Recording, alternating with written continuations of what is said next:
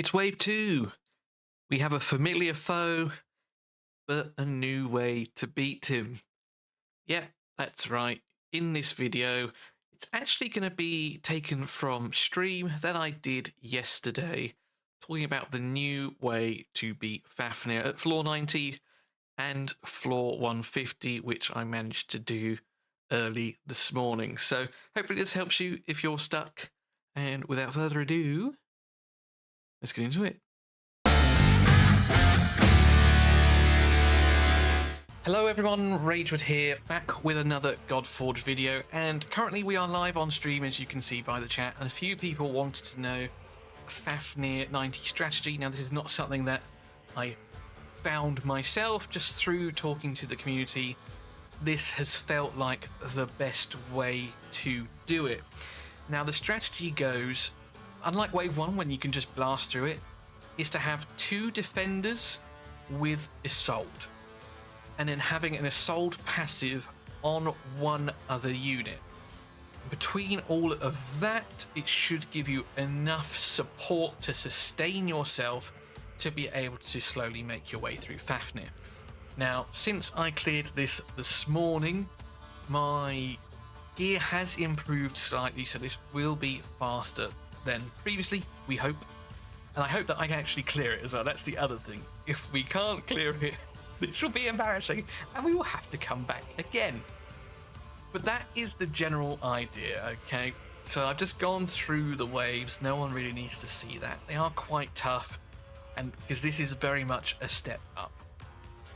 I will show you the gear and sort of everything at the end. But ultimately what I have is to say, I've got the Isolde passive, I think is still on my Hound of Duat. This isn't necessarily the optimal choice, as someone pointed out to me earlier, because the Isolde passive heals based on the HP that you have. So Hercules here has a higher HP pool right now, so it would give me a bigger heal overall. Some of the strategies that I utilised in wave 1 also don't necessarily work. One strategy I utilised was with Skadi, where if you survived the first wave, you could then control him to the end. That is not something that you can do anymore. So hopefully this will help you. Now, I've been a little bit of a wally and used some of my core abilities early. That's fine. But dot effects are stronger this time around because he's taking a lot more turns. So what I'm going to do here, I'm going to place my ally protect up, and I'm going to place my attack down just to get things rolling. He should blow us up a little bit, and you can see the power of an awakened 3 Shishi with the barriers we are putting everywhere. I know you can't quite see Isolde. There you go. She is over there, and we got a lot of heals, as everyone saw. So what I'm going to do, I'm going to use her ultimate. Actually, do you know what we'll do? I'm going to hide myself just so you can see everything. I'm going to leave that into the edit as well. And we're just going to make our way through. Now, shields do stack with barriers, don't forget that. But you'll notice Fafnir is going to take a lot more turns, and that acid proc is just going off. Now, in an ideal world, I would have one use core ready to start doing those max HP hits. I don't right now.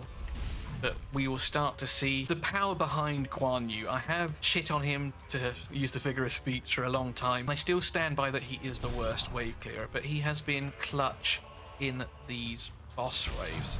Now, if you don't have Hound and Shishi directly, don't worry too much. You can utilize people like Brunhild, Sphinx. A lot of people have been getting Sphinx early from the 30. She is also fantastic here. Now, what I did there is, the reason I like these two in particular is I've got double ally protect up, so it's not all just going on one guy. They are sharing the damage between them.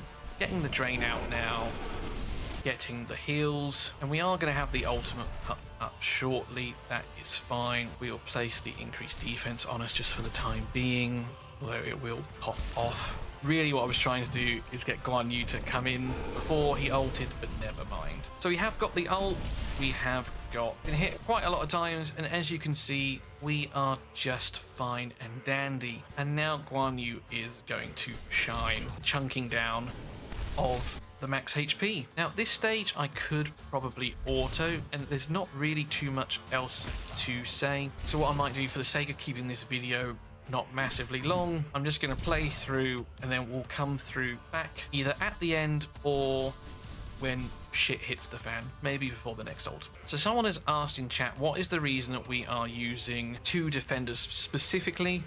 And what it comes down to is Isolde's passive, which when we get to her turn, we will see. So it says when an allied defender is attacked, you heal all allies by 5% of this hero's max HP.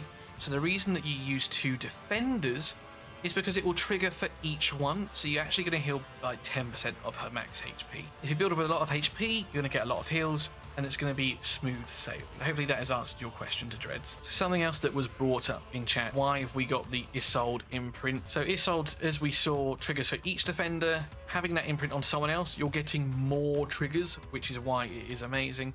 And why Shishi himself is fantastic, and anyone that places protection really, is because they are going to take a portion of the damage from the AoEs, which counts that Isolde passive trigger, which is placing more heals everywhere, which is why you're seeing it pop off like the 4th of July, and why it is so good. It's not been the fastest run, but you can see we are very much coming to the end of this fight, and as I said, we've been on auto. It's pretty smooth sailing, this sort of strategy.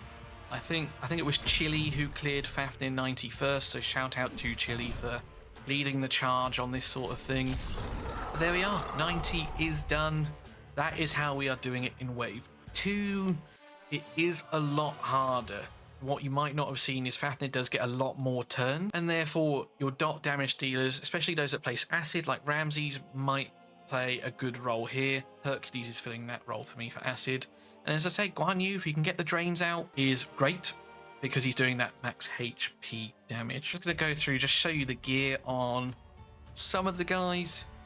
Guan Yu and Hercules has changed, but I have not touched Isolde, Shishi, or Hound of Duat. So it will give you an idea just on the level that you need to get to make this work. But for the record, Guan Yu is level 50. He was level 40 when I did it first time out. And what we have done is we've gone for some survivability because his damage scales off of max HP. So we don't need tons and tons of attack. We need him to live. So defense percent here. I do have attack percent on the legs, but there's nothing wrong with using HP or defense percent. Accuracy to make sure that we land the drain debuff. There's no point in bringing him if you can't land it, and the accuracy threshold has increased quite significantly. Just going to flip scenes here just so you can see the actual stats as well. This is where we are at. Shout out to Sneaky for telling me to do this earlier.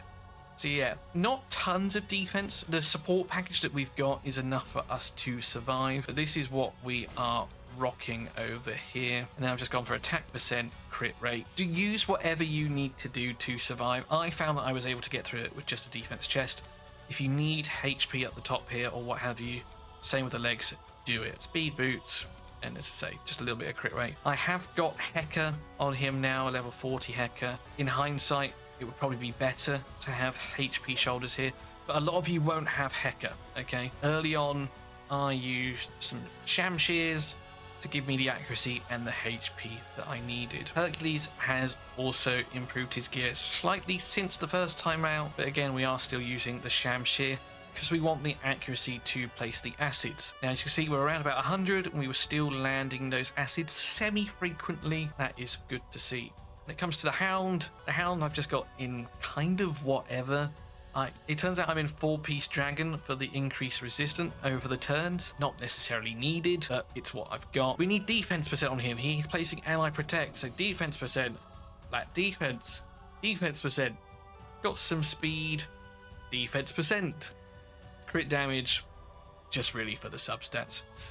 I've got Chang on him because he does place Retaliate to increase the damage that he is doing. This is also good on the likes of Heimdall if you're using a Heimdall instead. Shishi, love this doggo. We have Shishi and a Shepherd's Axe. I really like this because it absorbs some more of the damage of the guy with your lowest HP. That is going to be Guan Yu most of the time, or whoever your damage dealer is. Really solid weapon. Mine is obviously level 30, but you can farm this from floor 48. But as you can see, his stats they're fine, but his gear really isn't that high. We are level 8s across the board. Common defense percent piece, defense percent. Again, you get a theme here. Accuracy to place the attack down, some speed boots, some HP, and again, accuracy to land the attack down, the survivability. And then lastly, Isolde. Now again, she is not very well built, but she's built well enough. Initiative is what I've got just to try and get the ultimate back, or to clear off some of the debuffs. HP percent, HP percent, HP, you get the idea here, guys. Speed, and then speed. The weapon here, we have Naginata, just to try and pop some of those acids a little bit sooner if we can, but not essential. Other weapon options would just be anything that grants HP. That is it for today's video. So hopefully this helps you clear floor 90.